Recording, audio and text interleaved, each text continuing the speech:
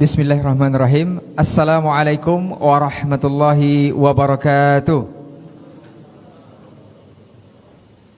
Alhamdulillahirabbil alamin, hamdan katsiran thayyiban mubarakan fi kama yuhibbu rabbuna wa yarda amma ba'd. Para pemirsa Hasil TV dimanapun antum dan antuna berada, kemudian jemaah Masjid Al-Hijrah yang semoga senantiasa dirahmati Allah tabaraka wa taala. Bersyukur kita kepada Allah Subhanahu wa taala untuk kesempatan pagi hari ini. Seperti biasa kita kembali dimudahkan untuk guna melanjutkan kajian rutin kita mengenal Allah lebih dekat di fikih Asmaul Husna bersama guru kita nanti insyaallah Ustaz Maududi Abdullah Ilsi hafizahullahu taala. Kemudian kita juga bersalawat dan salam kepada Rasulullah sallallahu alaihi wasallam selaku suri tauladan kita dalam kehidupan, dan senantiasa kita juga bermohon salawat beserta salam kita tersambung kepada seluruh keluarganya, kepada para sahabat-sahabatnya, dan tentunya kepada orang-orang yang berpegang teguh senantiasa kepada sunnah-sunnahnya hingga hari kiamat kelak. Baik para pemirsa dan juga jemaah Masjid Al-Hijrah yang dirahmati Allah Subhanahu wa taala, di kesempatan pagi hari ini kita sudah memasuki pertemuan kita yang ke-47 untuk mengenal Allah lebih dekat di buku panduan fikih Asmaul Husna. Nanti akan dilanjutkan oleh guru kita dengan subbahasan Al-Hadi. Seperti apa lanjutannya kita akan sama-sama mendengar dan menyimak. Dan seperti biasa juga kita informasikan untuk antum dan antuna, di sesi terakhir nanti jika waktu memungkinkan antum bisa bersoal jawab, dan untuk jemaah bisa mengirimkan atau menuliskan pertanyaan langsung di kertas dan menyampaikan ke depan. Serta untuk para pemirsa boleh di 0811755606. Baik para pemirsa dan juga jemaah Masjid Al-Hijrah, untuk tidak memperpanjang muqaddimah, kita langsung saja simak lanjutan kajian untuk hari ini. Kepada guru kita persilahkan, faliyatafadhal masykura wa mahjura Ustaz.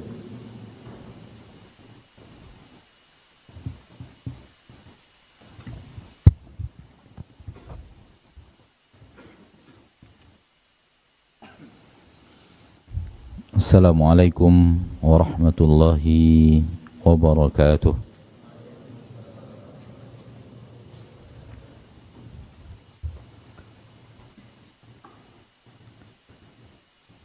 Innal hamdalillah nahmaduhu wa nasta'inuhu wa nastaghfiruh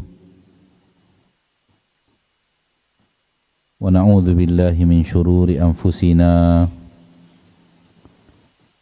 wa min sayyiati a'malina. Man yahdihillahu fala mudilla lahu wa man yudlil فلا هادي له. أشهد أن لا إله إلا الله وحده لا شريك له وأشهد أن محمدا عبده ورسوله صلى الله عليه وعلى آله وأصحابه ومن تبعهم بإحسان إلى يوم الدين وسلم تسليما كثيرا.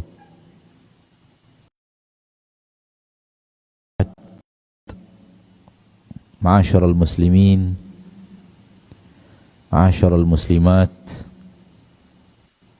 saudaraku saudariku al-hadirin wal hadirat, al-musyahidin wal musyahidat, dimanapun anda sekarang berada. Ja'alani Allahu wa iyyakum minas shaimin imanan wa ihtisaban wal qaimin imanan wa ihtisaba. Amin ya rabbal alamin. Mari kita bersyukur kepada Allah tabaraka wa taala yang masih memberikan kita kesempatan untuk menabung untuk tabungan akhirat dengan aneka ragam ketaatan yang telah Allah ajarkan kepada kita. Kita lakukan imanan wahtisaba, dengan keimanan kepada Allah tabaraka wa taala dan berharap dari Allah akan memberikan ganjarannya kepada kita kelak di kehidupan kita yang kedua.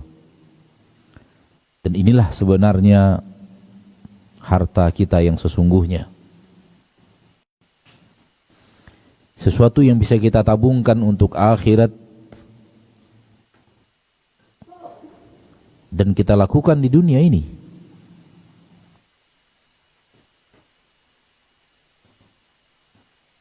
Dan apa yang kita tabungkan untuk akhirat daripada waktu, daripada tenaga, daripada ucapan, daripada penglihatan, daripada duduk, daripada berdiri, daripada berbaringnya kita, itu yang akan kekal untuk diri kita biiznillahi azza wa jal. Selain itu akan habis, baik habisnya di dunia atau habisnya dengan berakhirnya untuk kita kehidupan dunia. Baik Allah ambil dari kita di saat kita masih di dunia, atau Allah hilangkan kita dari dunia, dan semua itu akan habis. Oleh karena itu Rasul kita tercinta Muhammad bin Abdullah salawatu Rabbi wa salamu alaihi, a'lamun nasi bi khaliqihim, manusia yang paling tahu Allah, wa a'lamun nas bi haqiqati hayati dunya wal akhirah, manusia yang paling mengerti apa sebenarnya kehidupan dunia dan apa pula kehidupan akhirat. Rasul kita menyembelih seekor kambing dan memerintahkan istrinya untuk bagi-bagi, membagikan kepada tetangga-tetangga, kepada kaum muslimin. Sepulangnya balik ke rumah, beliau bertanya kepada istrinya, bagaimana kambing tadi? Ummuna Aisyah radhiyallahu anha wa ardhaha menjawab, semuanya sudah habis ya Rasulullah, tinggal satu kakinya saja yang tersisa di bagian paha. Karena Rasul suka daging di bagian paha, di bagian kaki, di bagian tulang. Maka semuanya dibagi-bagikan oleh Aisyah radhiyallahu anha wa ardhaha, ummul mukminin as-siddiqah bintus siddiq. Disisakan bahagian daging dari kambing itu yang dicintai dan disukai oleh Rasulullah sallallahu alaihi wasallam. Setelah dibagi-bagikan artinya habis, yang tersisa hanya satu bahagian paha. Jawaban yang benar secara kehidupan duniawi, semuanya sudah habis dibagi-bagikan, yang tersisa hanya satu bagian paha. Kata Rasulullah, tidak wahai Aisyah, semuanya tersisa kecuali satu bagian paha yang tidak tersisa.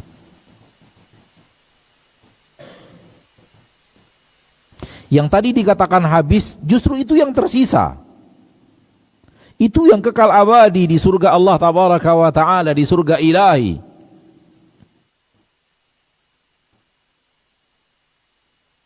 Kenapa? Dia ditabungkan untuk akhirat. Dia diletakkan di surga Allah Rabbul Izzati wal Jalalah.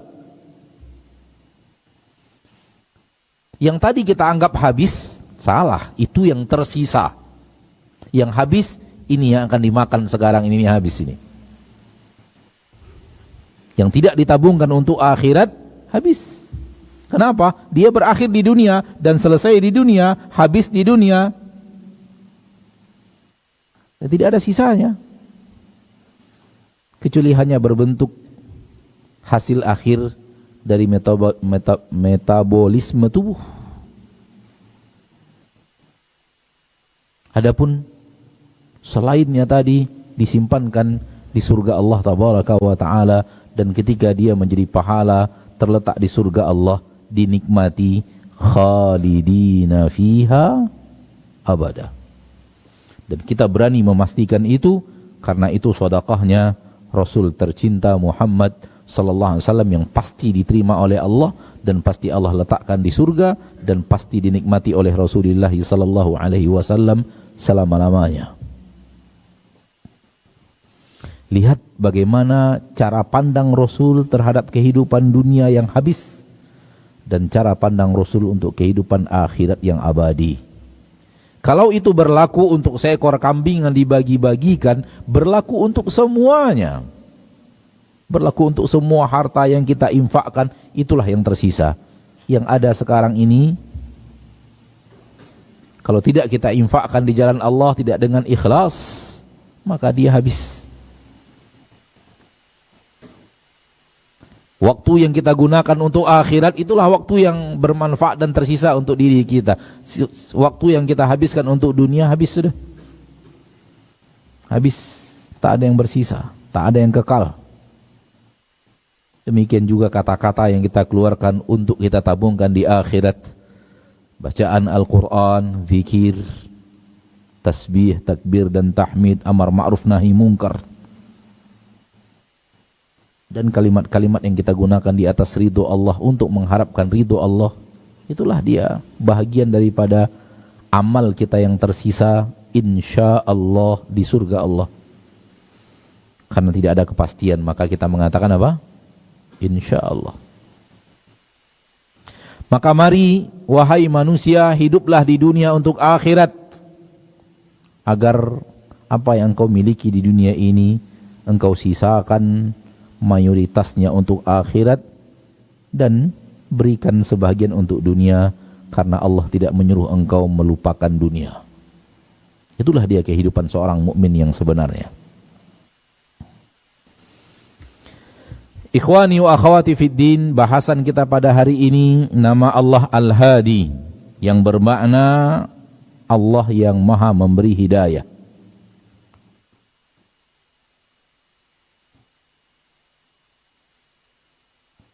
Kita ambil dulu bahagian yang berhubungan dengan kehidupan manusia. Kita ambil dulu bahagian yang berhubungan dengan kehidupan manusia. Dari 4 hidayah yang dibicarakan oleh Syekh Abdul Razak di dalam kitab,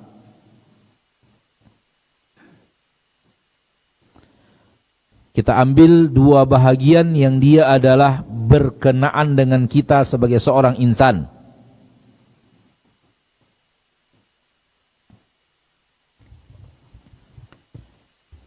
Sebelum kita berbicara 2 hidayah yang berhubungan dengan kehidupan kita manusia, kita katakan bahwa hidayah itulah anugerah Allah yang paling mahal. Hidayah itulah anugerah Allah yang tidak ada anugerah yang lebih daripada itu. Oleh karena itu, kenapa kita disuruh meminta selalu kepada Allah, meminta selalu kepada Allah, meminta selalu kepada Allah hidayah. Dan semua kita membutuhkan hidayah. Dan semua kita harus selalu minta hidayah dengan hati yang ikhlas kepada Allah, agar Allah tabaraka wa ta'ala memberikan kepada kita hidayah sebanyak-banyaknya dan hidayah sebaik-baiknya.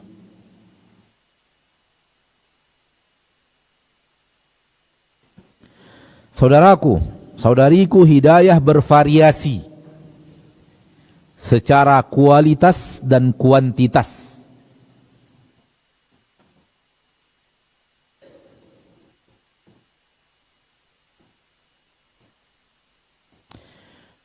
Tolong jawab, hidayah yang di atasnya ada Rasul kita tercinta, samakah dengan hidayah yang di atasnya ada Abu Bakar? Sama secara kualitas dan kuantitas? Sama atau tidak? Sama atau tidak? Nggak ada yang jawab, pada ngantuk, anak nggak tahu ini. Hidayah yang didapatkan oleh Rasul sallallahu alaihi wasallam, apakah 100% seperti itu yang didapatkan oleh Abu Bakar? Jawabannya tidak. Berarti hidayah Rasul di atas hidayahnya Abu Bakar. Antara Abu Bakar dan Umar sama? Enggak sama. Antara Umar dan Ali bin Abi Thalib enggak sama. Antara Ali bin Abi Thalib dan Muawiyah bin Abi Sufyan enggak sama. Antara yang ada pada Ammar bin As dengan yang ada pada Imam Syafi'i enggak sama. Beda secara kaif, quality, dan beda secara quantity.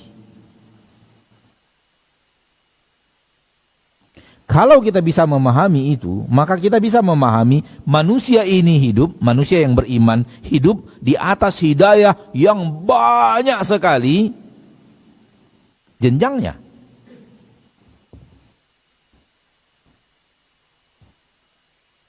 Bisa difahami? Oleh karena itu, kita selalu minta hidayah kepada Allah. Jangan lagi bertanya, saya kan sudah Islam, hidayah apa lagi yang saya minta? Ya akhi, saya sudah kenal sunnah, hidayah apa lagi yang saya minta? Ya akhi, apakah Anda tidak tahu bahwa hidayah itu hanya Allah yang tahu derajatnya, bilangan derajatnya, seberapa banyak derajatnya secara kuantiti dan secara quality?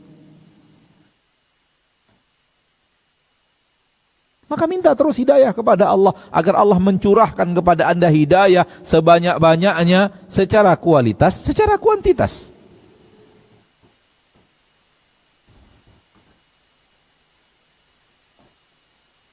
Terlalu banyak hal yang kita sudah tahu, kita belum amalkan. Minta hidayah kepada Allah agar Allah berikan hati kita ketundukan untuk mengamalkannya. Terlalu banyak hidayah detail secara syariat yang kita belum tahu. Minta kepada Allah hidayah agar Allah beritahu kita hidayah itu.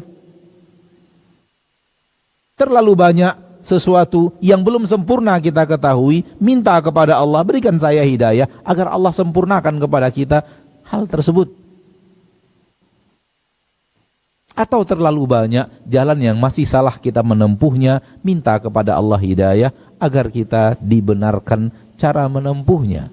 Cara memperbaiki lisan, cara memperbaiki mata, cara memperbaiki telinga, cara memperbaiki akhlak, cara memperbaiki muamalah, cara memperbaiki sabar, cara memperbaiki tawakal dan semacamnya. Terlalu banyak yang harus kita minta karena terlalu banyak kekurangan kita dari hidayah-hidayah orang-orang saleh yang biografinya kita baca.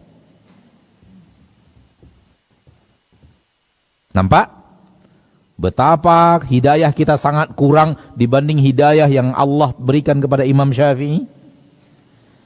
Dan ternyata yang Allah berikan kepada Imam Syafi'i lebih banyak lagi yang Allah berikan kepada Muawiyah bin Abi Sufyan. Dan ternyata lebih banyak lagi yang Allah berikan kepada Ali bin Abi Thalib. Ternyata lebih banyak lagi yang Allah berikan kepada Umar bin Khattab. Lebih banyak lagi daripada itu yang Allah berikan kepada Abu Bakar radhiyallahu anhum ajma'in, dan di atasnya para nabi dan para rasul, dan di atas para nabi dan para rasul hidayah yang Allah berikan kepada nabi kita tercinta Muhammad sallallahu alaihi wasallam.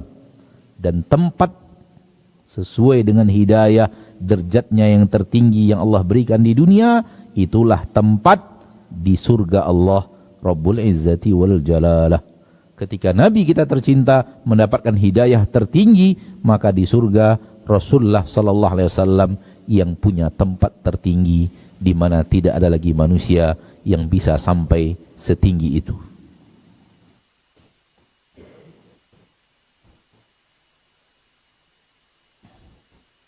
Ma'asyiral muslimin, dua hidayah yang berhubungan khusus dengan manusia. Pertama, Allah mengajarkan kepada Anda kebaikan dan keburukan. Mana saja yang baik, mana saja yang buruk diterangkan sejelas-jelasnya.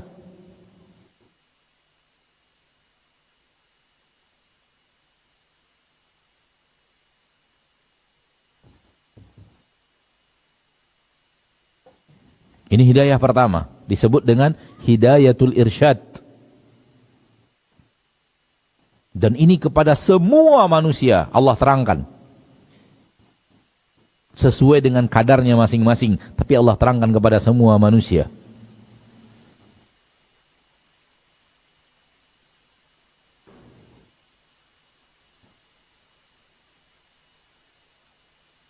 Sehingga dengan diutusnya Rasul, diturunkannya Al-Quran, Allah telah terangkan seluruh kebaikan. Ini dia yang baik-baik. Ini dia yang buruk-buruk.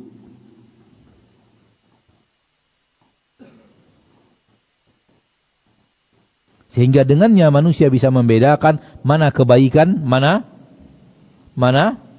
keburukan. Mana yang Allah ridhoi, mana yang Allah benci.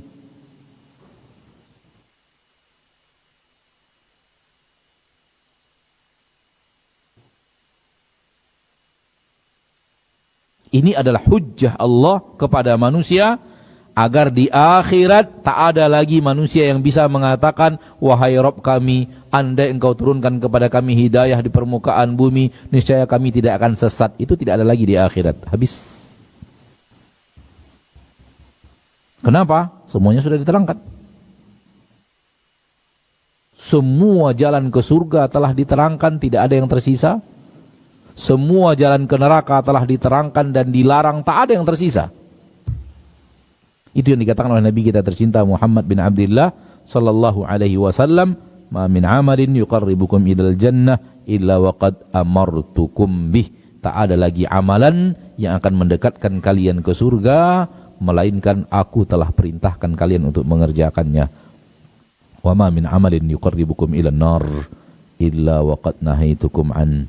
Dan tak ada lagi amal yang akan mendekatkan kalian ke neraka melainkan aku telah larang. Itu dia hidayah, irsyad, memberitahu yang mana yang baik, yang mana yang harus dikerjakan, yang mana yang buruk, yang mana yang harus dihentikan.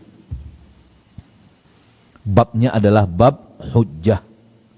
Hujjah Allah telah Allah sampaikan kepada manusia. Hai manusia, ini loh yang baik, Allah mau kalian mengerjakannya. Ini loh yang buruk, Allah mau kalian meninggalkannya. Hai manusia, ini jalan ke surga, tempuhlah jalan ini wahai manusia. Wahai manusia, ini jalan ke neraka, tinggalkan wahai manusia. Telah diterangkan sejelas-jelasnya. Dan ketika Rasul wafat, semuanya itu jelas sejelas-jelasnya, bagaikan jelasnya segala sesuatu di saat matahari di atas langit.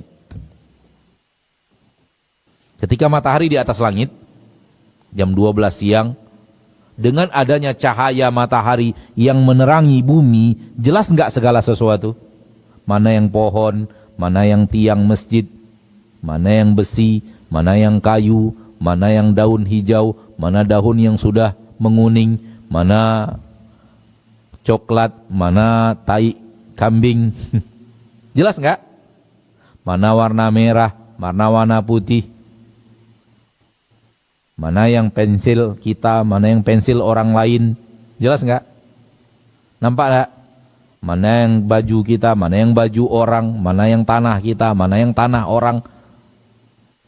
Dengan adanya cahaya yang Allah turunkan, hilang kegelapan, hal yang sama. Cahaya ilmu, cahaya hidayah, cahaya dilalatul irsyad, diterangkan oleh Allah segala-galanya, semuanya jelas. Taraktukum alal mahajjatil bayda, kutinggalkan kalian wahai manusia di sebuah jalan yang saking terangnya jalan itu, lailiha kanahariha, malamnya saja di jalan itu bagaikan siang. Tak ada lagi yang namanya kegelapan di mana tak diterangkan sesuatu kepada manusia. Sudah? Berarti telah diterangkan kepada manusia semuanya yang berhubungan dengan halal haram, jalan ke surga, jalan ke neraka, jalan yang dimurkai, jalan yang dibenci, jalan yang diridhoi, jalan yang disukai, semuanya telah jelas. Semuanya telah diterangkan, tak ada yang tersisa.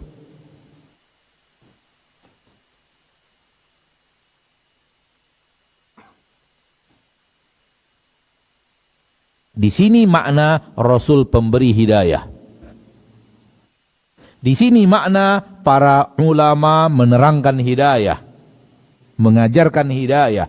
Para ustadz mengajarkan hidayah. Orang tua memberikan hidayah kepada anaknya. Guru memberikan hidayah kepada muridnya. Sahabat yang baik memberikan hidayah kepada sahabatnya. Guru dapat hidayah dari muridnya. Tetangga memberikan hidayah kepada tetangganya. Sahabat kerja memberikan hidayah kepada sahabat kerjanya. Bahkan pemimpin perusahaan dapat hidayah dari supirnya. Ini seluruh makna hidayah. Hidayah, irsyad, telah menerangkan jalan kebaikan. Menerangkan. Sehingga menjadi terang. Karena diterangkan. Oh, ternyata yang saya lakukan dulu salah ya. Saya baru tahu ternyata itu salah. Itu dia hidayah. Baru tahu, belum dikerjakan itu, sekedar baru tahu. Paham? Sekedar baru tahu.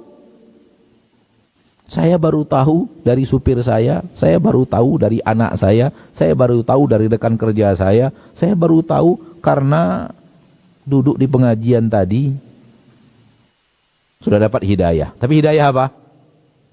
Hidayatul irsyad. Menerangkan mana yang benar, mana yang salah. Dan Allah tabaraka wa ta'ala berjanji menerangkan semua itu kepada kita dengan diutusnya Nabi dan Rasul dan dengan diturunkannya agama kepada manusia, kepada seluruh para Nabi dan para Rasul, dan yang paling sempurna kepada Rasul kita tercinta Muhammad sallallahu alaihi wasallam. Ini makna ayat Allah kepada Nabi kita tercinta sallallahu alaihi wasallam, wa innaka la tahdi ila siratim mustaqim. Engkau benar-benar memberikan hidayah ke jalan yang lurus. Hidayah di sini menerangkan yang mana yang Allah ridhoi, yang mana yang Allah benci, yang mana yang kebaikan, yang mana yang keburukan, semuanya jelas.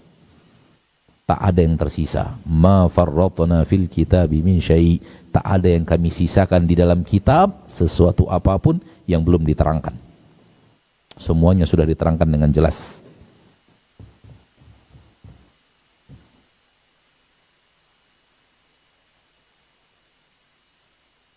Soal Anda tidak tahu bukan berarti itu belum diterangkan.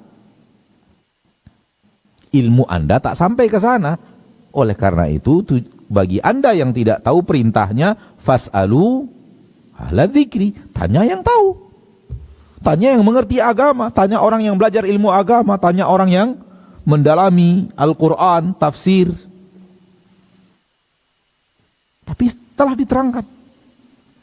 Soal Anda belum tahu, itu bukan berarti belum diterangkan.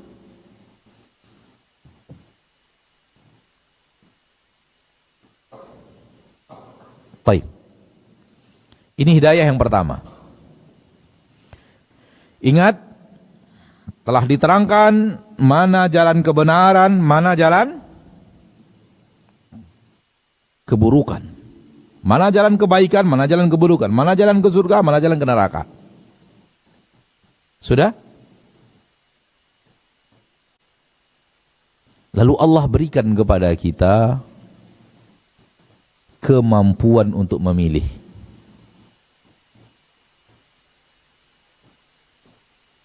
Lalu Allah berikan kepada kita manusia kemampuan untuk apa? Memilih. Sudah tahu ini baik, ini buruk. Allah berikan kepada kita kemampuan untuk memilih. Wa subhanallah, Allah menyiapkan di dalam diri kita kedua-duanya. Ada keinginan suka terhadap kebaikan, ada keinginan suka terhadap keburukan. Walau telah diterangkan ini buruk, tapi ada keinginan di dalam hati untuk menikmati yang buruk itu.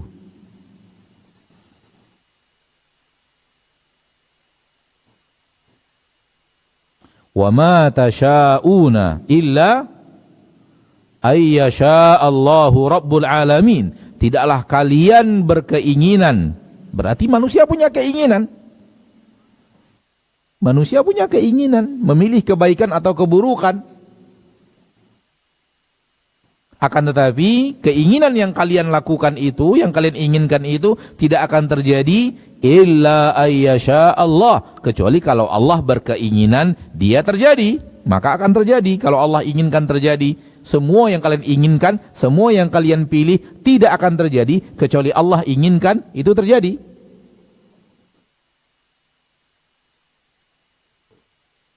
Yang memilih keimanan berarti pilihan dia, faman syaa'a falyu'min. Yang memilih kekafiran berarti pilihan dia, waman syaa'a falyakfur. Namun pilihannya untuk keimanan karena Allah menghendakinya terjadi, pilihannya untuk kekafiran karena Allah menginginkannya terjadi, namun dia memilih.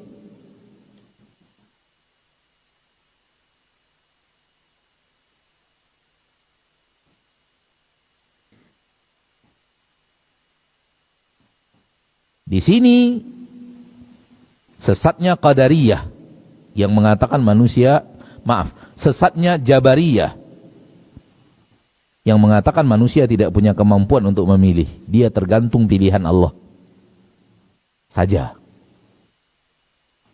Mencabut dari manusia kemampuan untuk memilih, padahal Allah menetapkannya di dalam Al-Quran dan Rasulullah SAW menyuruh kita memilih di dalam hadis.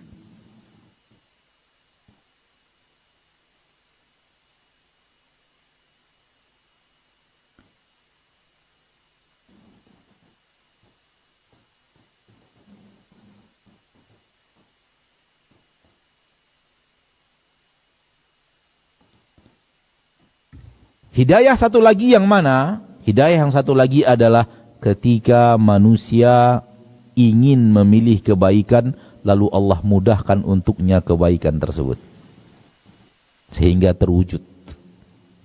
Itu dia hidayah berikutnya yang berhubungan dengan hidayah terhadap kita manusia. Allah mudahkan untuk orang yang memilih kebaikan untuk mendapatkan kebaikan itu dan berjalan di atas kebaikan itu dan wafat di atas kebaikan itu sehingga mendapatkan kebaikan-kebaikan itu di dunia dan di akhirat. Allah mudahkan hatinya untuk menerima yang benar adalah benar dan tunduk hatinya untuk mengikuti yang benar. Itu dia hidayah yang kedua. Ketundukan hati untuk menerima yang benar dan mengamalkannya. Ketundukan hati untuk memilih jalan ke surga walau rintangan apapun yang ada di atasnya.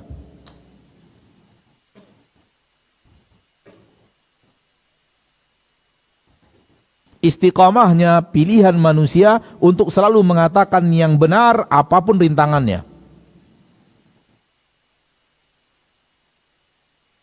Karena jalan kebenaran, Allah wujudkan rintangan-rintangan yang kadang manusia mundur berhadapan dengan rintangan itu. Dia akhirnya memilih kembali kepada jalan yang bukan jalan hidayah. Ketika hati dikuatkan Allah untuk memilih jalan ke surga, jalan kebaikan, memilih jalan yang baik, jalan yang diridhoi dan dicintai Allah tabaraka wa ta'ala, dan hati istiqamah di atas itu, maka itu dia hidayah yang kedua, disebut dengan hidayah at-taufiq. Disebut dengan apa? Hidayah at-taufiq. Maunya hati menerima dan mengamalkan dan berjalan di atasnya walau berat.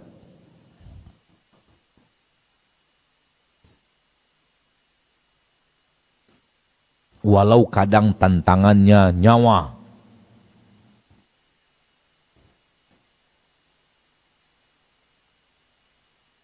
Walau kadang tantangannya berpisah dari keluarga. Walau kadang tantangannya harus kembali miskin. Walau kadang tantangannya harus rela berpisah dari jabatan. Walau kadang tantangannya harus meninggalkan pertemanan dengan teman-teman yang tidak membawa kita ke jalan tersebut. Walau kadang tantangannya dicaci, dimaki, di yang lainnya. Dan itu telah terbukti dari zaman Nabi Nuh alaihi salam sampai zaman Nabi kita tercinta Muhammad SAW, para Nabi dan para Rasul mendapatkannya. Dan demikian juga terbukti dari sahabat umat generasi pertama Nabi Muhammad sampai zaman ini, yang berjalan di atas jalan kebaikan, rintangan demi rintangan untuk ujian tetap istiqamah di atas ketaatan tersebut Allah wujudkan untuk semuanya. Oleh karena itu anak selalu berpesan kepada saudara-saudariku yang ingin mengeluh kepada siapapun, saya semenjak kenal sunnah ini begini-begini, berhentilah mengeluh. Orang yang Anda mengeluh kepadanya juga telah mendapatkan hal yang sama. Semua orang dapat.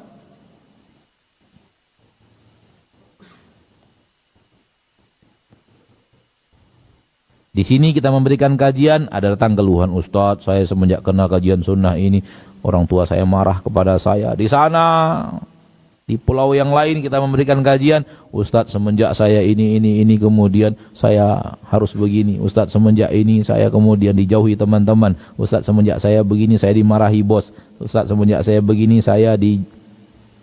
Berhentilah mengeluh. Tak ada gunanya mengeluh, semua orang juga mendapatkan hal yang sama. Kenapa? Karena begitu, itu konsekuensi jalan kebenaran. Jalan ke surga Allah letakkan adanya hal-hal yang onak dan duri untuk sampai ke situ. Kalau surga adalah madu, maka menjelang sampai ke madu itu ada sengatan lebah, saudaraku. Kalau surga adalah madu, madu enak tidak? Manis tidak? Obat tidak? Obat kesembuhan untuk manusia. Allah yang mengatakannya. Di mana-mana yang namanya obat itu pahit, kecuali obat yang dibuat oleh Allah bernama madu. Ahli madu mengatakan untuk membuat 1 kilo madu itu lebah itu harus mengunjungi 4 juta bunga. 4 juta bunga. Kita hanya menukil perkataan ahli madu, kita nggak tahu. Mereka mengatakan begitu, kita taklid karena kita menyerah kepada yang lebih mengerti urusan dunia. Bagaimana mereka menghitungnya saya nggak tahu. Tapi begitu yang mereka katakan. Untuk hasil akhirnya 1 kilo madu, lebah harus singgah ke berapa? Ke 4 juta bunga dan mengambil intisari daripada bunga tersebut untuk kemudian diletakkan menjadi sebuah madu. 4 juta dalam 1 kilo. Siapa yang meraciknya? Siapa yang meraciknya? Kalau obat adalah racikan obat, ambil akar ilalang, tambah jeruk, tambah lemon, tambah daun mint, itu obat untuk batuk misalnya, itu kan racikan. Ambil jahe, ambil apa, kemudian rebus, kemudian saring, itu kan racikan. 2, 3, 4, 5, 6, 7. Ini 4 juta untuk 1 kilo. Siapa yang meraciknya? Allah. Racikan ilahi. Maka madu adalah obat yang paling hebat di permukaan bumi. Fihi syifa'un linnas. Karena kok jadi ngomong madu ya? Ala kulli hal. Nanti juga ada tuh insyaallah. Ada hidayah untuk hewan termasuk madu. Masuk nanti lebah ke madu, mudah-mudahan. Kalau ana lupa nanti ngomong tolong ingatkan masalah hidayah untuk lebah, Ustaz. Karena dibawakan juga di sini. Dalam kitab ini.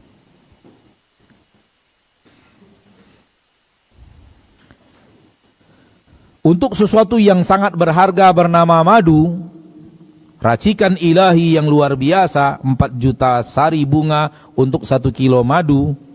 Sebelum sampai ke madu itu, Allah sudah siapkan untuk dirimu benjol-benjol kena sengat lebah.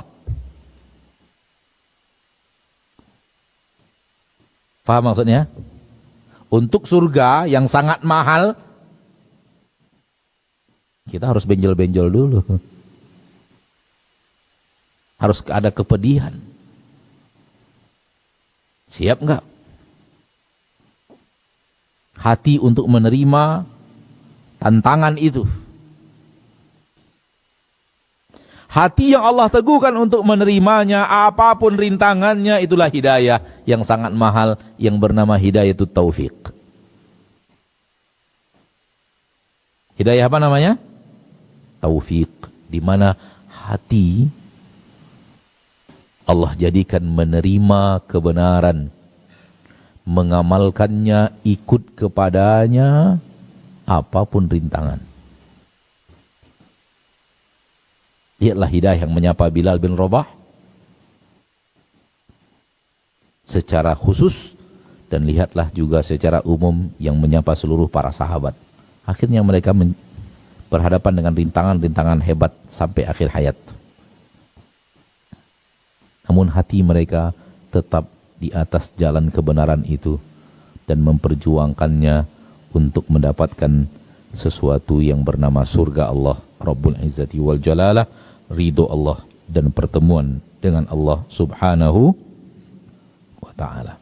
Adakah orang yang tahu itu kebenaran lalu dia tinggal? Ada atau tidak? Berarti Allah tidak memberikan kepadanya taufik, hidayah taufik. Dan Allah sudah berikan kepadanya hidayah apa? Al-irsyad. Sehingga di akhirat tak ada lagi alasan, ya Allah saya tidak tahu. Allah sudah sampai kepadamu. Hidayatul irsyad sudah diterangkan kepadamu. Rusulan mubasyirina wa mundhirin li'alla yakuna linnasi 'alallahi hujjatun ba'da rusul. Allah utus para nabi, para rasul, memberi peringatan, memberikan kabar gembira agar tak ada lagi yang mengatakan, ya Allah begini, begini, begini, ya Allah begini, begini, begini, saya tidak tahu, saya tidak mengerti, saya tidak paham, saya tidak tahu, saya tidak. Setelah diutusnya para nabi dan rasul, semua hujah habis. Kenapa? Al-irsyad telah diterangkan. Untuk sampai kepada hidayatut taufik, disinilah dia mujahadah, perjuangan kita untuk mendapatkan hidayah. Untuk sampai kepada hidayah taufik, butuh mujahadah saudaraku, butuh usaha untuk sampai kepadanya. Tak bisa menunggu hujan dari langit.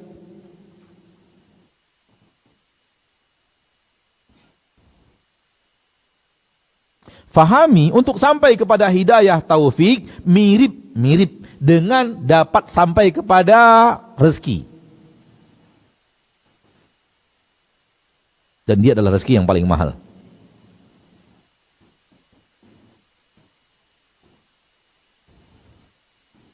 Untuk sampai mendapatkan rezeki, maaf, kita sebut saja gaji per bulan. Bukankah setiap pagi Anda bangun, bersiap-siap, pakai baju harus spesial bajunya, nggak boleh baju yang lain. Pakai sepatu harus spesial sepatunya, nggak boleh sepatu yang lain. Lalu harus meninggalkan anak, meninggalkan istri, meninggalkan rumah, ngantuk tetap harus berangkat. Ya atau tidak? Untuk mendapatkan rezeki yang namanya gaji bulanan. Betul atau tidak? Kalau seandainya hidayah taufik lebih mahal daripada rezeki itu, bahkan itulah rezeki yang termahal, ada apa Anda berpangku tangan? Yang penting saya begini-begini aja, terserah Allah ngasih hidayah atau tidak. Ini kebodohan tingkat tinggi. Kalau dia hanya menunggu hidayah taufik dari langit tanpa dia apa? Berusaha mengejar hidayah itu. Dan ini adalah dalilnya orang-orang yang berbuat maksiat. Hidayah belum datang kepada saya. Hidayah apa lagi? Engkau tidak mengejarnya, hidayah sudah disampaikan kepadamu.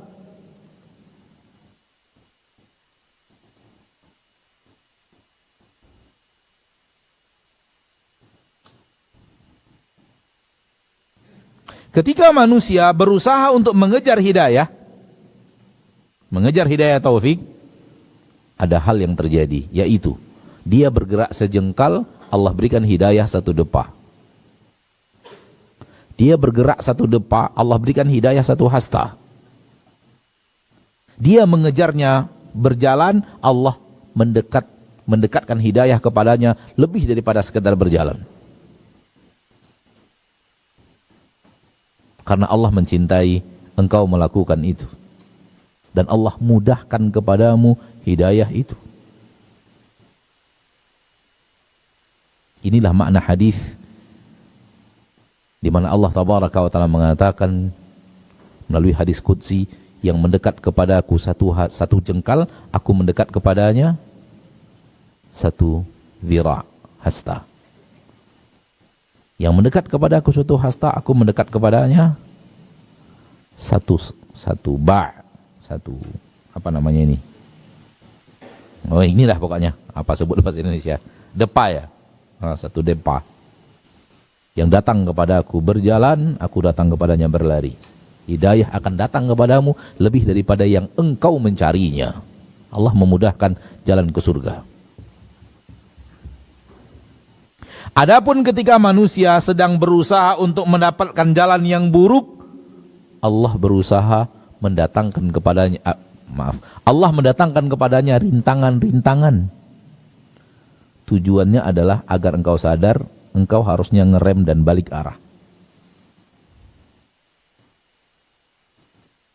Tidak Allah mudahkan seperti Allah memudahkan hidayah, tapi Allah tegur, Allah persulit, Allah buat engkau sakit, Allah buat engkau menyesal, Allah buat engkau dikhianati, Allah buat engkau agar engkau tahu pahit rupanya, mundur lagi.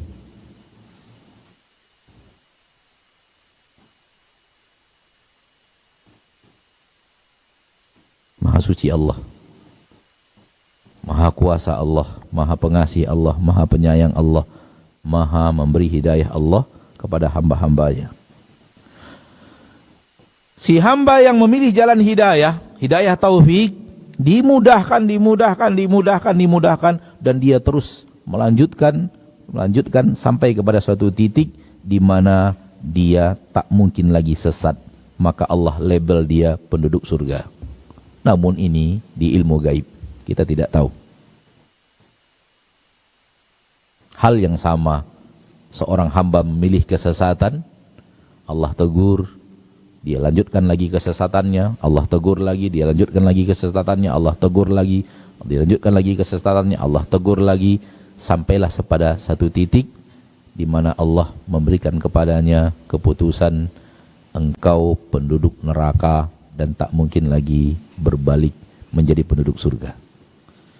Ini dia kesimpulan akhir di dalam Al-Quran. Secara ringkas Allah sebutkan, yahdi man yasha'u wa yudhillu man yasha'u. Allah memberikan hidayah kepada orang-orang yang Allah pilih, dan Allah memberikan kesesatan kepada orang-orang yang Allah pilih. Itu kesimpulan akhir.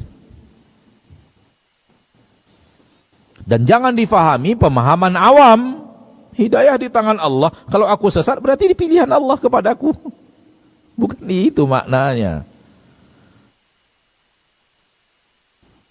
Engkau berusaha memilih sampai akhirnya Allah tentukan engkau penduduk surga dan tak akan ke neraka. Semoga Allah jadikan salah seorang di antaranya adalah kita.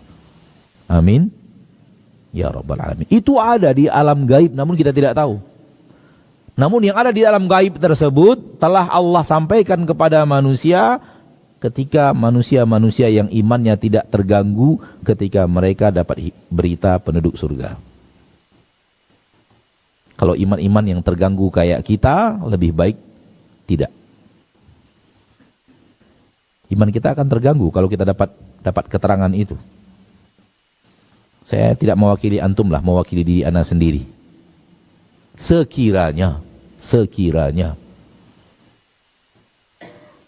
maka belum tentu mau lagi datang pengajian, capek-capek dakwah misalnya, capek-capek ngajarkan ilmu agama. Tujuan kita satu, dapat yang tadi. Namun ketika sudah dijaminkan surga, ngapain lagi capek-capek? Lebih baik tidur di rumah,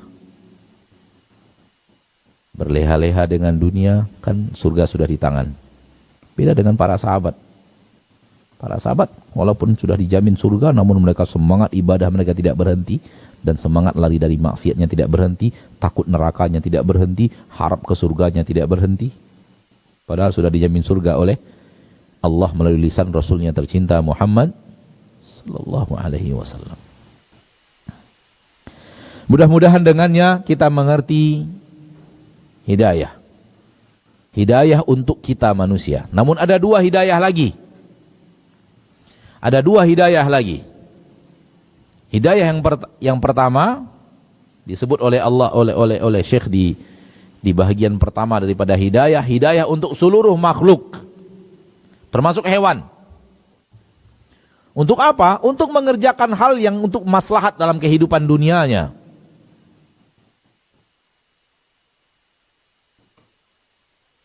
Ini hidayah untuk seluruh makhluk. Semua makhluk Allah berikan hidayah.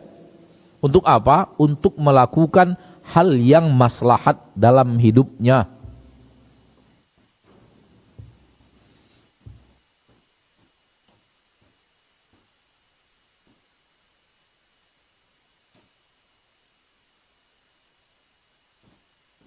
Hewan begitu dilahirkan oleh Allah ke permukaan bumi, hewan begitu dilahirkan oleh Allah Tabaraka wa Ta'ala ke permukaan bumi, langsung tahu bagaimana dia harus mengambil rezeki dari ibunya.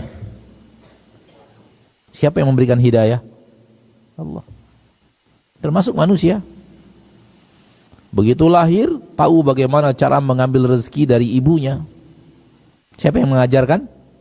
Allah.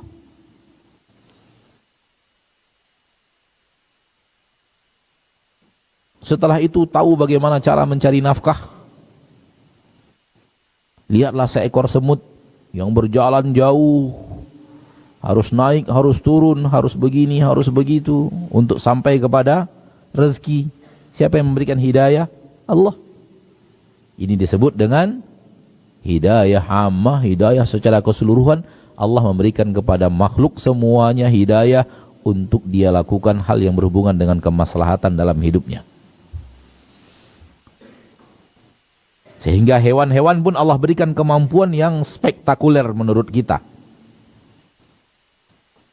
yang mungkin manusia pun tak bisa melakukannya.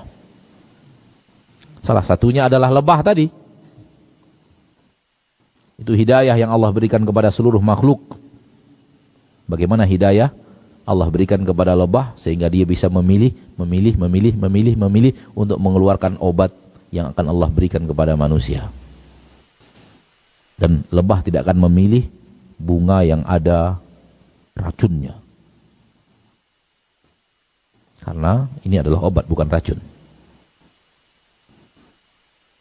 Oleh karena itu hewan ketika sesuatu akan memberikan mudarat kepadanya, dia tidak berani mendekat.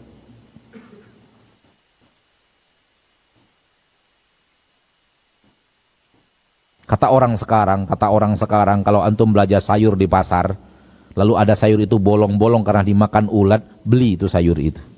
Tapi kalau sayurnya nggak ada bolongnya satu pun, jangan beli. Kenapa? Ulat aja nggak berani makan. Paham nggak maksudnya?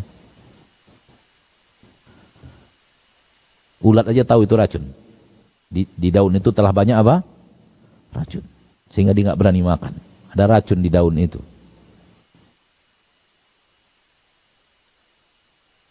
Siapa yang memberikan hidayah kepada ulat? Makan daun ini karena daunnya tidak ada racun. Jangan makan daun ini karena di dalamnya telah ada. Siapa yang memberikan hidayah kepada ulat? Allah. Namun manusia tidak tahu itu ada racunnya. Akhirnya dimakannya juga. Tapi Allah takdirkan di dalam tubuh manusia anti racunnya banyak. Ala kulli hal. Kata ahli lebah, ini kata ahli lebah lagi, anak nggak tahu.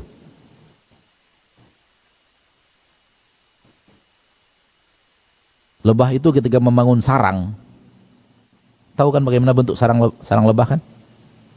Pernah ngelihat langsung sarang lebah bagaimana? Luar biasa bagus kan? Rapi, teratur, sama panjangnya, pendeknya, sama bentuknya. Ya atau tidak? Kata ahli lebah, Lebah ketika membangun sarang tidak dari satu arah, tapi dari sini dibangunnya bersatu di tengah-tengah.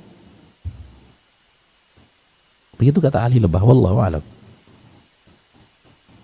Jadi kalau membangun sarang dia mulai dari sini, yang ini mulai dari sini. Terus bersatu di tengah-tengah pas takarannya. Tak beda 1 inci, 1 mili pun, padahal dia mulainya dari sini dan dari sini. Itu hal yang manusia suruh buat susah. Pernah lihat burung membuat sarang? Diambil satu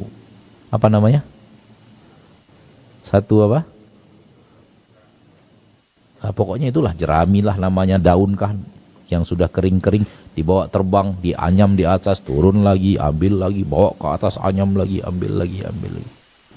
Sampailah menciptakan sebuah sarang yang luar biasa hebat. Siapa yang memberikan hidayah? Allah. Dan begitu seterusnya. Termasuk manusia.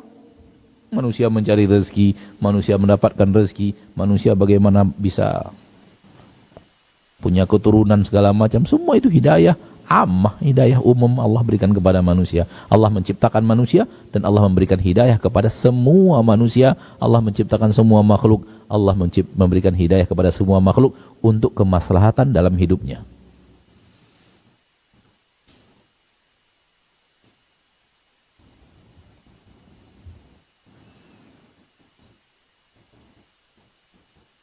Tinggal hidayah yang terakhir. Hidayah yang terakhir adalah yang keempat di dalam kitab, yang keempat, hasil dari hidayah taufik. Apabila Anda mendapatkan hidayah taufik, diberikan Allah hidayah taufik di dunia, hasilnya adalah Anda juga akan dapat hidayah di akhirat.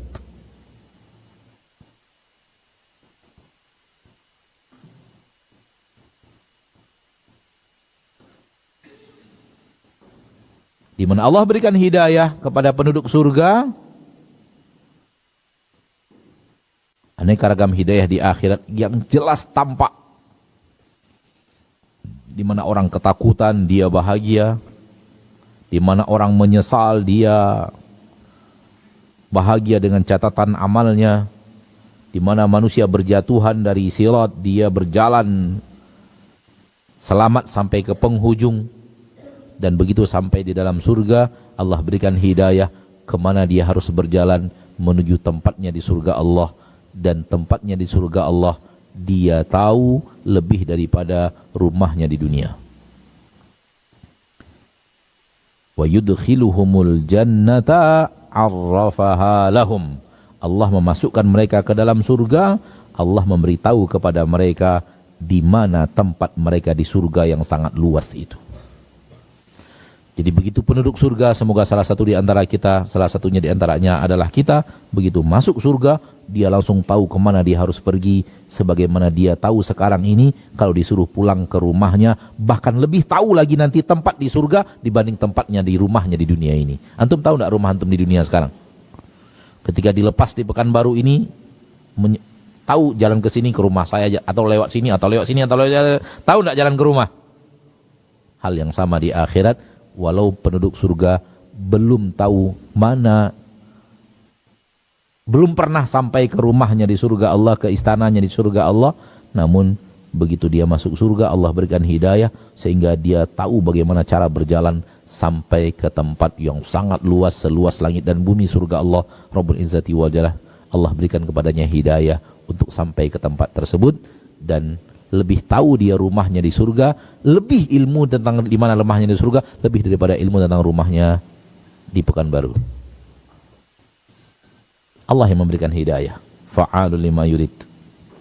Kemudian Allah berikan hidayah untuk bertasbih, bertahmid, memuja dan memuji Allah di dalam surga Allah Tabaraka wa Ta'ala. Satu-satunya ibadah yang ada di surga adalah ibadah lisan. Satu-satunya ibadah yang ada di surga adalah ibadah lisan, pujian kepada Allah Rabbul Izzati wal Jalalah.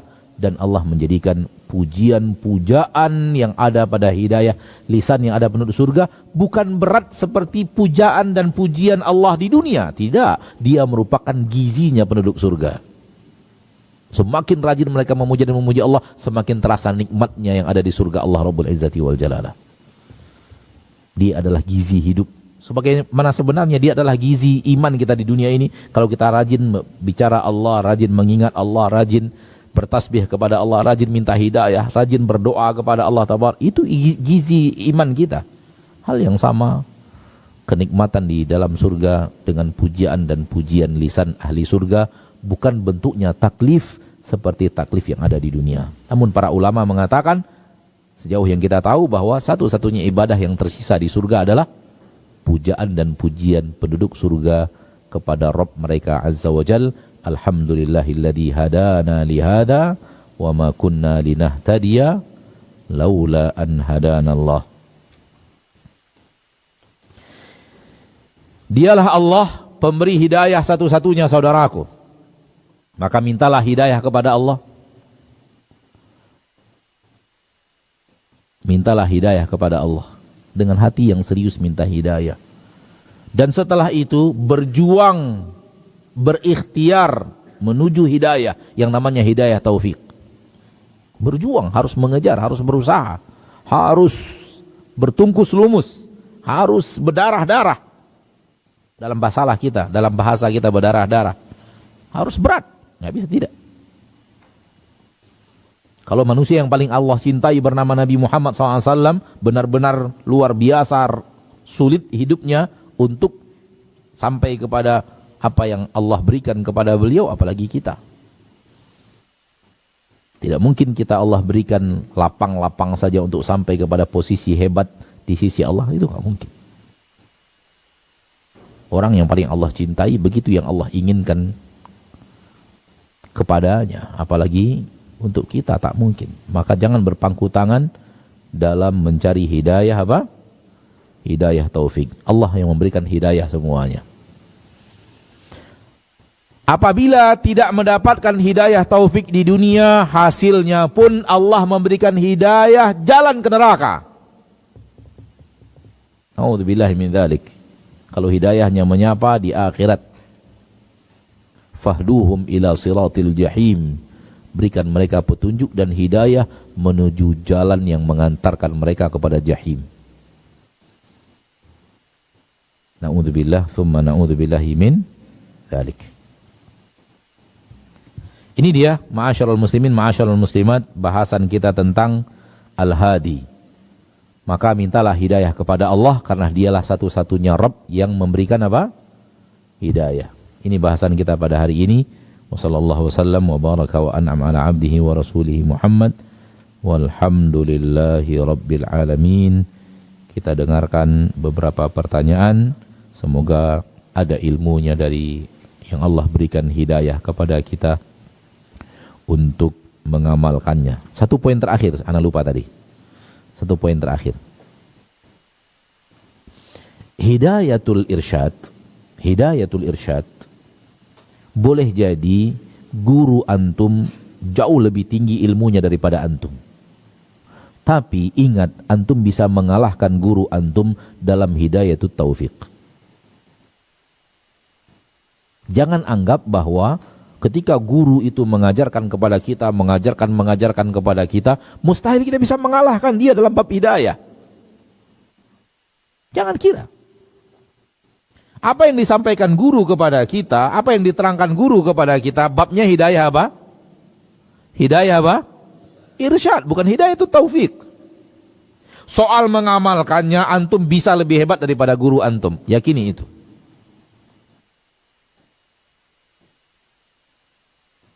Guru mengajarkan rumus baca Al-Quran, rajin baca Al-Quran. Boleh jadi dalam mengamalkan rumus itu antum lebih hebat daripada guru antum. Guru mengajarkan bagaimana cara sabar. Boleh jadi antum lebih sabar daripada guru antum. Berarti antum dapat hidayah lebih daripada guru antum. Anda ingin menyampaikan ini karena mungkin di zaman kita sekarang ada orang yang mengatakan saya tidak mungkin lebih baik daripada guru. Nggak mungkin saya lebih baik daripada guru. Siapa yang bilang nggak mungkin? Mungkin tidak bisa lebih baik daripada guru, daripada hidayatul irsyad. Sekarang ini nggak mungkin. Kenapa? Guru udah belajar dari kecil, dia belajar agama, jumpa dengan masyayikh. Saya ya baca-baca kitab bahasa Indonesia. Ya nggak mungkin rasanya saya mengalahkan dia. Itu hidayah apa? Hidayah apa? Irsyad. Yang dibutuhkan itu hidayah itu taufik. Lebih daripada hidayatul irsyad. Walau kedua-duanya hal yang dibutuhkan dalam kehidupan kita. Maka jangan pernah merasa bahwa Anda tidak bisa lebih beriman daripada guru Anda. Anda tidak bisa bertakwa lebih daripada guru Anda. Anda tidak bisa berjalan ke surga lebih kencang daripada guru Anda. Anda bisa lebih daripada mereka, wallahi.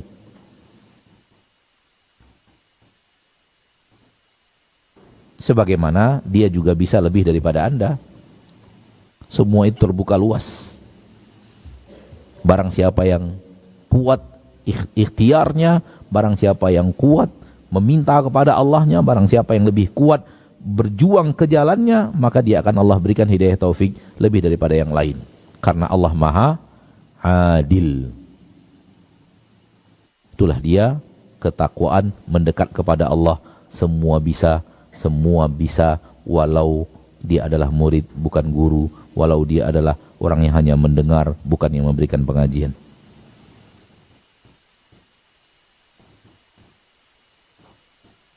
Jangan kira bahwa kita pasti jauh di bawah beliau, jauh. Enggak begitu cara memahaminya.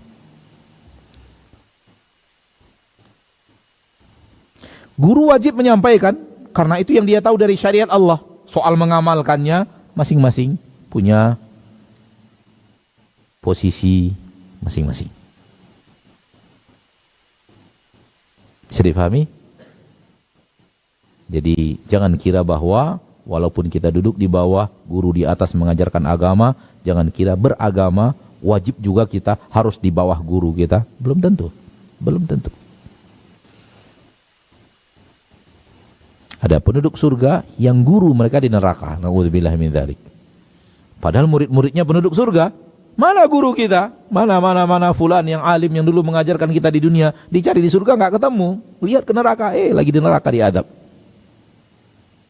Wahai fulan, dulu engkau yang mengajarkan kami. Dulu engkau yang mengajarkan ma'ruf, melarang kami daripada yang mungkar. Dengan mengamalkan apa yang kau ajarkan kepada kami, sekarang kami di surga Allah. Ada apa dengan dirimu di neraka? Na'udzubillah tsumma na'udzubillah min dzalik. Ada kan? Gurunya dalam neraka, muridnya di mana? Di surga. Hadis sahih Imam Bukhari. Gurunya lagi muter-muter di neraka karena ususnya bertaburan, muridnya pada datang. Maka dalam hidayatul taufik, semua manusia berikhtiar, semua manusia mengejar, semua manusia berlari ke arahnya, dan siapa yang lebih kuat lebih dapat. Tak peduli guru atau murid. Wallahu a'la wa a'lam bisawab. Naam. Baik, jazakallahu khairan Ustaz untuk lanjutan materi kita mengenai Al-Hadi di Fikih Asmaul Husna, mengenal Allah lebih dekat. Mudah-mudahan Allah memang berikan petunjuk dan hidayah kepada kita, khususnya hidayatul taufik seperti yang sudah disampaikan guru kita.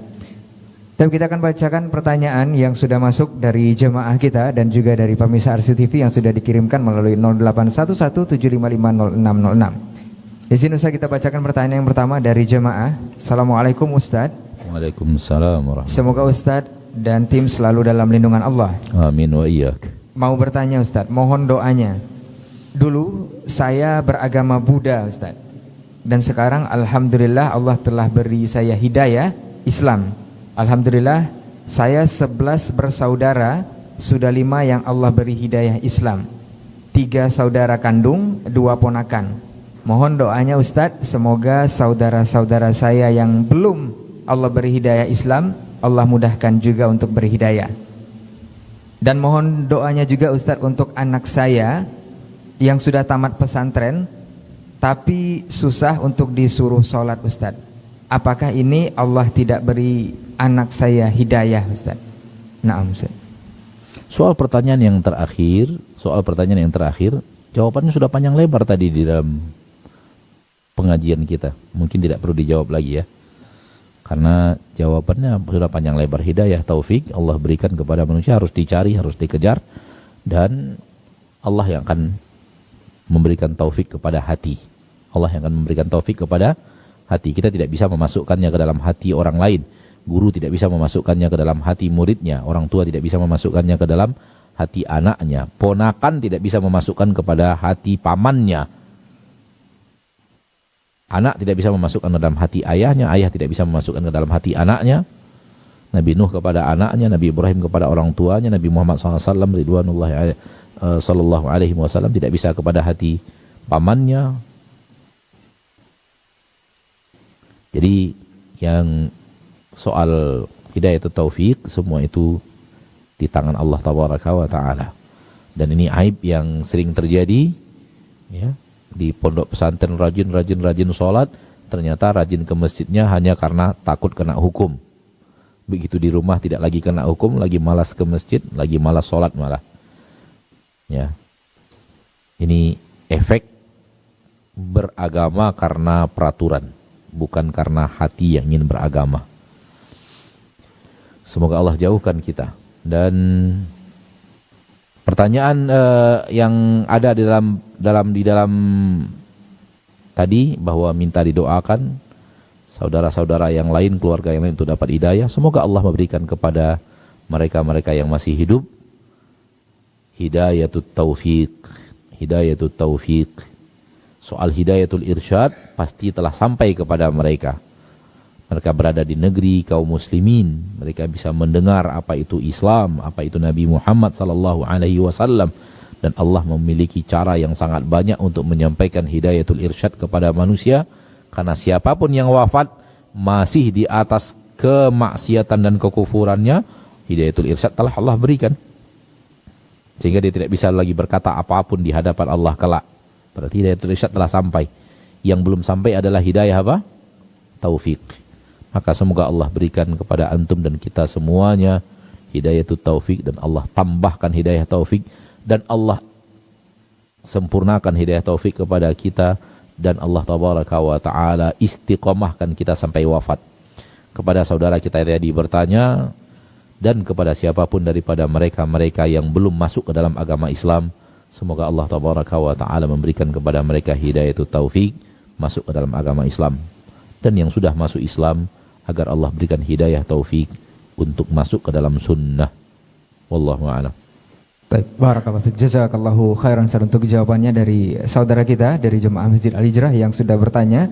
Kita bacakan kembali pertanyaan berikutnya masih dari jemaah kita. Assalamualaikum Ustaz. Waalaikumsalam warahmatullahi. Ustaz, ana pernah mendengar bahwasanya ketika orang kafir masuk Islam itu sama seperti anak bayi yang baru lahir dalam keadaan fitrah, Ustaz, dalam kurung.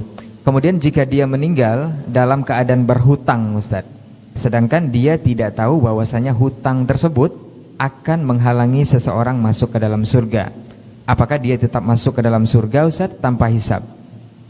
Nah, Ustaz, biarkan apa yang akan mendapatkan ganjaran, serahkan kepada Allah. Jangan kita terlalu detail dalam apa yang akan terjadi di akhirat. Kita tidak bisa detail dalam bab itu. Kita tahu apa yang terjadi, kita tahu apa yang disampaikan Nabi, kita tahu apa yang dikatakan Nabi, sudah cukup sampai di situ.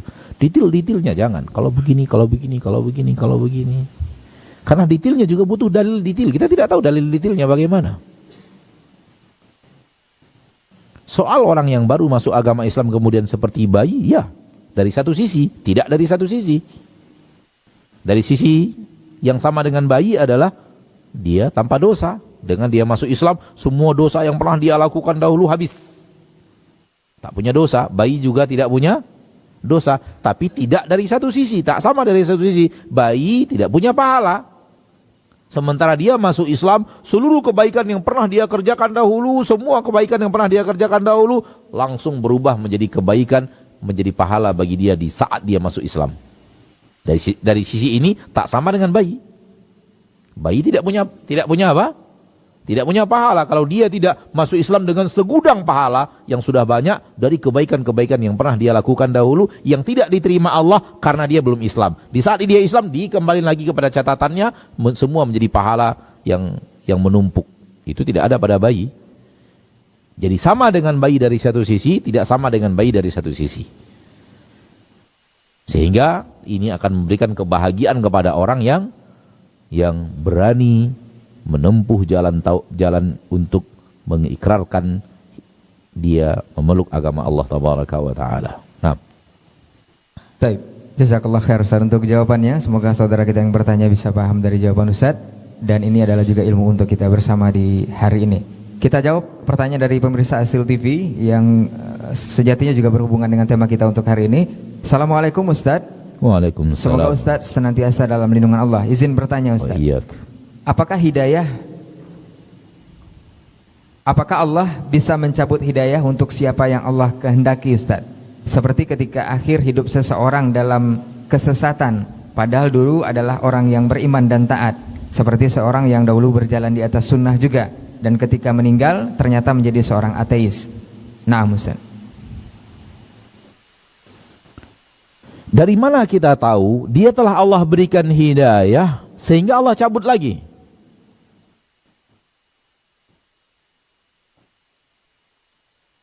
Dari mana kita tahu?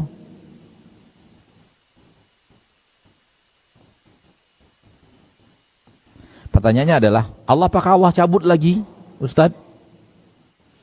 Antum tahu dari mana Allah telah memberikan sehingga pertanyaannya Allah cabut lagi? Hal yang gaib serahkan kepada Allah. Kita hanya bisa berbicara yang sifatnya ilmiah.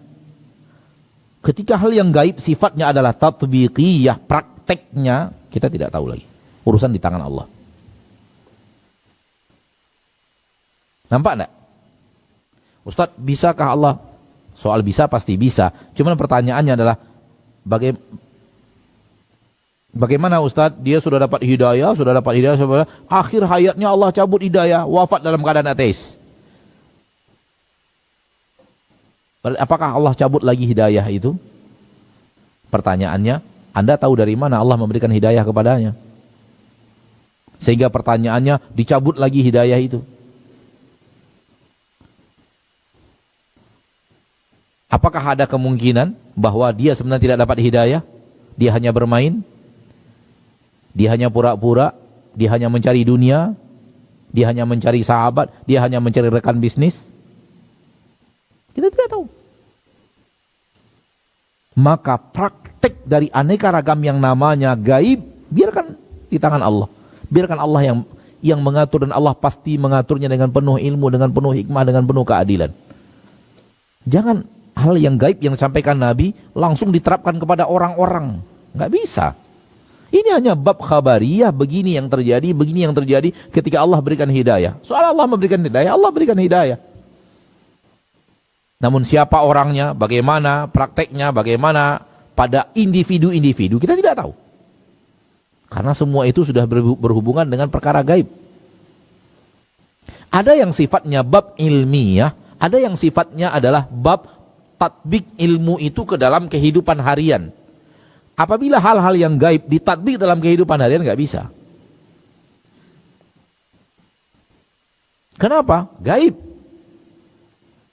Soal Allah memberikan hidayah, ada keterangannya Allah memberikan hidayah. Babnya bab ilmu, bab ilmiah. Allah memberikan hidayah. Dalam yang gaib, di gaib sana, Allah memberikan hidayah. Itu bab ilmu. Bab ilmu kepada yang diterangkan Allah kepada kita. Lalu kemudian kita pastikan orang ini pasti dapat hidayah. Siapa yang bilang pasti? Maka biarkan bab ilmiah adalah bab ilmiah. Adapun bab yang sifatnya adalah individu orang, bagaimana yang gaib-gaib tadi terjadi kepada dirinya, ini biarkan dalam ilmu gaib, kita tidak tahu apapun. Kita hanya menilai sesuai dengan apa yang kita ketahui. Wallahu a'lam. Baik, barakallahu fiik, jazakallahu khairan Ustaz untuk jawabannya. Kita lanjut ke pertanyaan berikutnya masih dari pemirsa kita. Assalamualaikum warahmatullahi wabarakatuh, Ustaz. Waalaikumsalam warahmatullahi wabarakatuh. Ustaz, ana sering mendoakan agar orang tua dan saudara kandung yang jauh di daerah lain mendapatkan hidayah sunnah dari Allah Subhanahu wa taala. Apa usaha yang bisa ana lakukan lagi, Ustaz, untuk perjuangan hidayah? Karena saat ini belum nampak hasilnya, Ustaz. Nah, barakallahu fiik, Ustaz. Jangan kaitkan keberhasilan dengan hasil. Jangan kaitkan keberhasilan dengan hasil. Karena Allah tidak pernah mengkaitkan hasil kepada keberhasilan.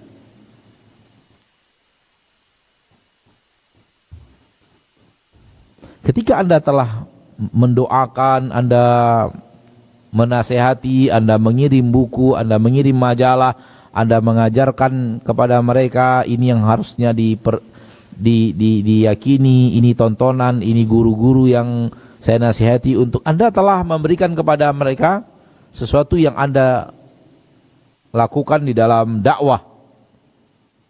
Jangan kaitkan kalau mereka ikut baru berhasil, kalau tidak ikut berarti saya gagal. Itu salah, jangan kaitkan itu. Jangan begitu cara menilai. Karena kalau begitu cara kita menilai, kita akan mengatakan Nabi Muhammad SAW gagal berdakwah kepada pamannya.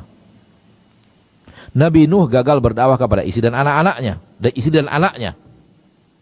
Nabi Ibrahim gagal berdakwah kepada ayahnya. Kalau keberhasilan dilihat dari hasil. Beranikah Anda mengatakan Rasul Anda SAW gagal? Rasulullah gagal memberikan hidayah mendakwahi pamannya Abu Lahab. Gagal mendakwahi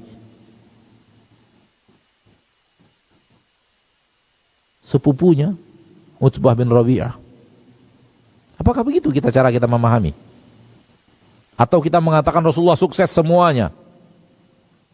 Yang gagal mereka.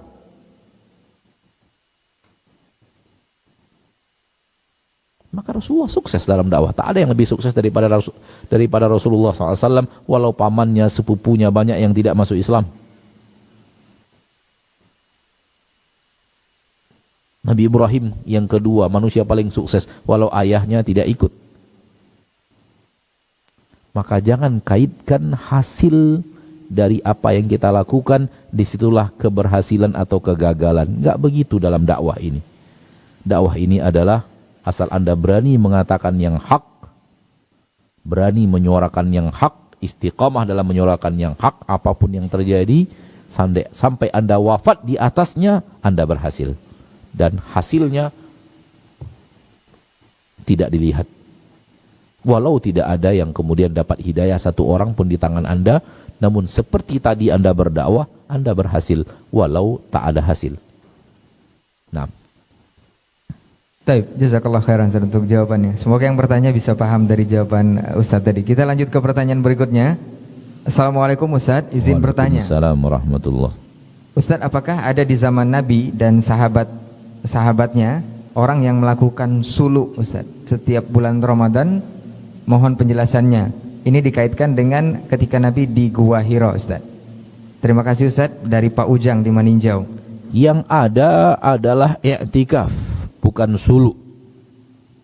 Yang ada adalah i'tikaf, masuk ke masjid, beribadah di masjid dengan aneka ragam ibadah yang disyariatkan Allah, disunnahkan Rasulullah sallallahu alaihi wasallam, baik baca Al-Qur'an, bertasbih, bertahmid, dan lepaskan diri daripada seluruh aktivitas dunia. Bila perlu jangan keluar dari masjid untuk makan. Kalau seandainya boleh diizinkan masuk makan ke dalam masjid, jangan keluar untuk makan. Keluar dari masjid hanya untuk yang sifatnya darurat saja, buang hajat dan semacamnya. Selagi masih bisa di masjid, lakukan di masjid. Hanya ini yang ada. Adapun suluk dengan makna yang difahami dari suluk, di dalam kelambu ada zikir tertentu, Anda mandi, taubat dan semacamnya, ada zikir-zikir yang harus diamalkan. yang apabila zikir itulah dikerjakan, nanti di dalam mimpi akan datang harimau, akan datang ular, akan datang segala macam. Kalau Anda berhasil mengalahkan dia, berarti suluh Anda menang. Semua ini adalah bid'ah yang harus dijauhi. Yang ada adalah i'tikaf, masuk ke dalam masjid untuk aneka ragam ketaatan yang sesuai dengan syariat Allah. Adapun zikir-zikir khusus, kelambu-kelambu khusus, itu yang dikenal dengan sulu. Ini adalah bid'atun muhdatsatun yang wajib untuk ditinggalkan. Wallahu a'lam. Baik, barakallahu fiik. Kita lanjut ke pertanyaan berikutnya. Assalamualaikum warahmatullahi wabarakatuh, Ustaz. Waalaikumsalam warahmatullahi wabarakatuh.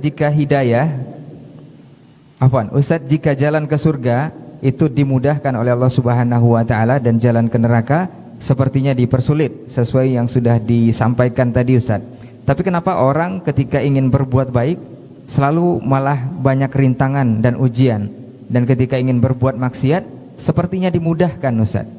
Bagaimana kita memahami ini? Barakallahu fiik, Ustaz. Antum salah faham. Antum yang salah faham. Bab yang Anda bicarakan beda dengan bab yang antum tanyakan. Dan itu sudah Anda katakan tadi. Allah mudahkan jalan kebaikan. Apabila Anda mendekat satu jengkal, Allah mendekatkannya kepada Anda. Ada ikhtiar. Sekarang manusia tak mau berikhtiar. Berikhtiar menuju hidayah tersebut malas. Maka Allah tidak dekatkan kepadanya. Allah sudah larang, Allah sudah tegur, Allah sudah berikan dia penyakit, dia tetap ingin saja ke jalan keburukan.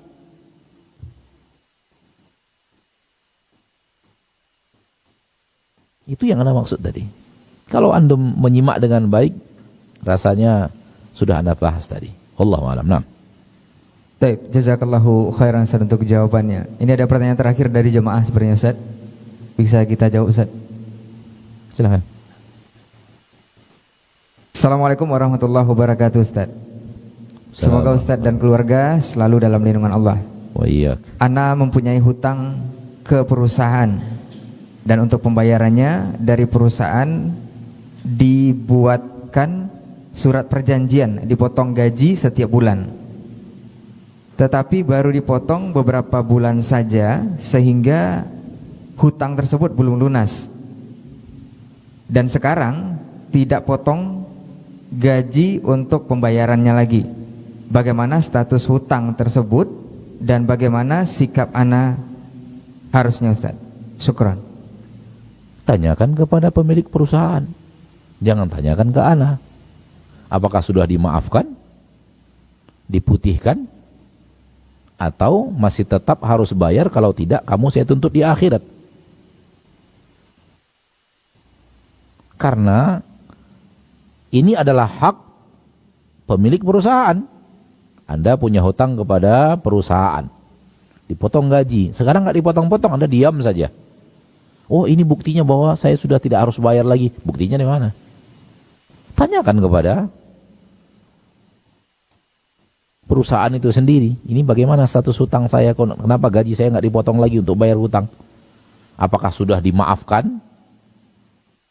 Atau ada kesalahan administrasi yang kesalahan administrasi membuat gaji saya tidak dipotong untuk hutang? Atau gaji saya sudah dinaikkan, sebagian sudah dipotong? Tanyakan kepada perusahaan.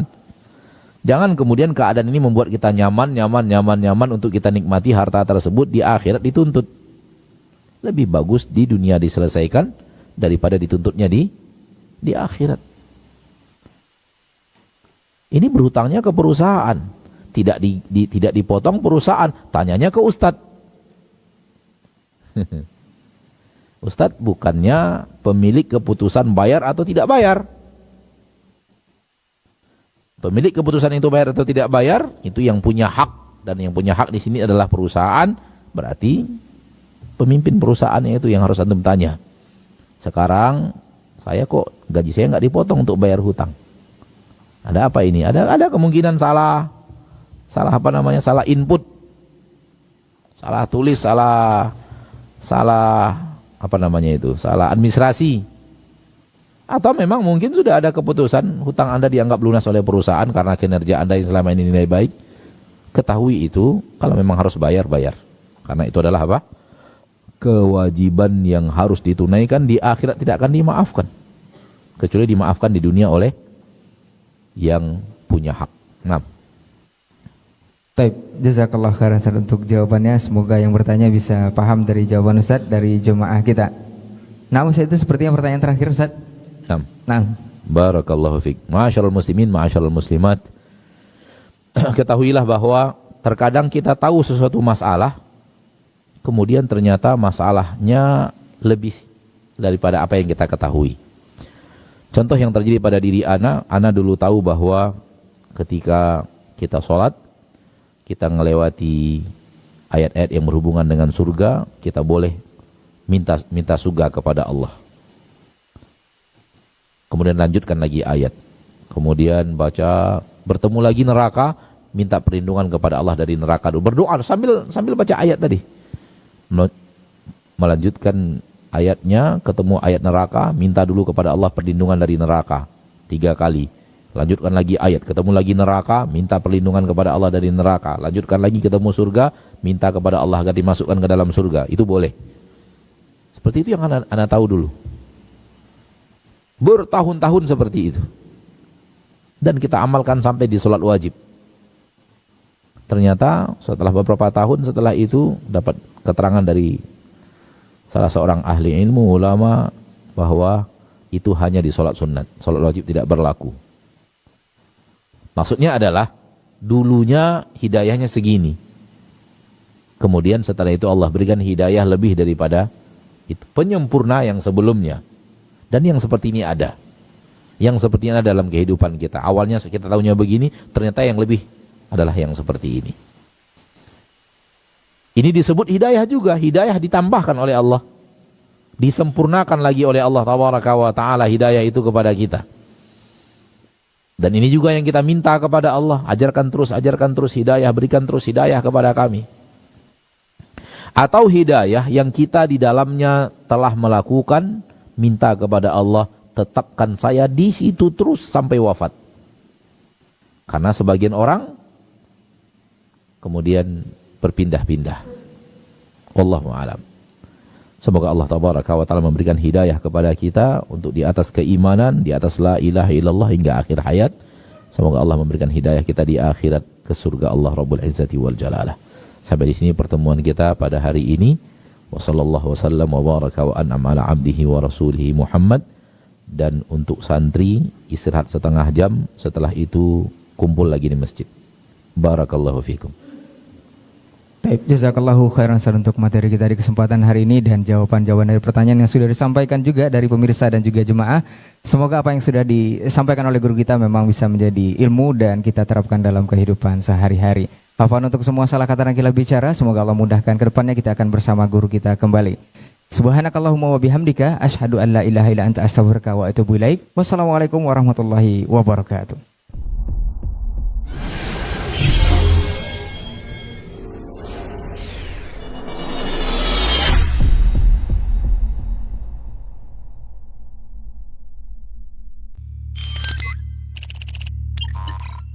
You